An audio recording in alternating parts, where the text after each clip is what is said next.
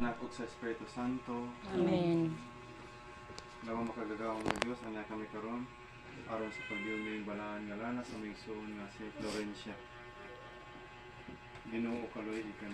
Ginoo kaloy kami. Kristo kaloy ikan. Kristo kaloy kami. Ginoo kaloy ikan. Ginoo kaloy kami. Dumduman na lang tayo mga salat na mo. Kasi sorry pa. Tatagana to pa sa ulo.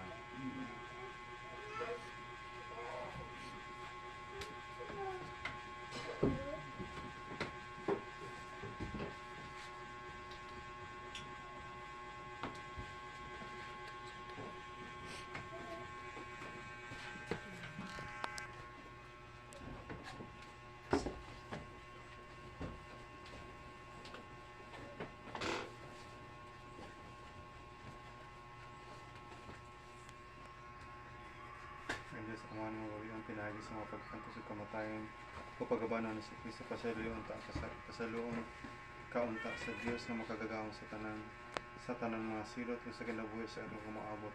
Kablihan kaunta dito sa pantahan sa langit. Ulan o mga katalipan sa walay katapusan. Sa pasaluon tanang ng kasalanan.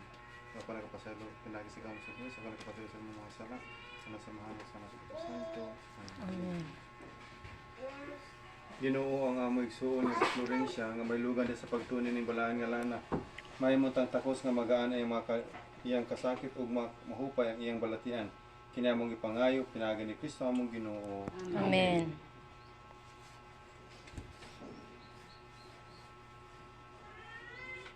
Pinaagi nining Santos nga hilog ug sa iyang may gugmaong kaluoy tabangan ng taga si Ginoo pinaagi sa grasya sa Espiritu Santo.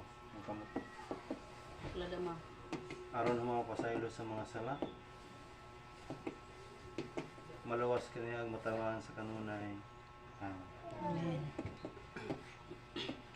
Ginoo sa Kristo among magluluwas pinagi sa gawom sa Espiritu Santo.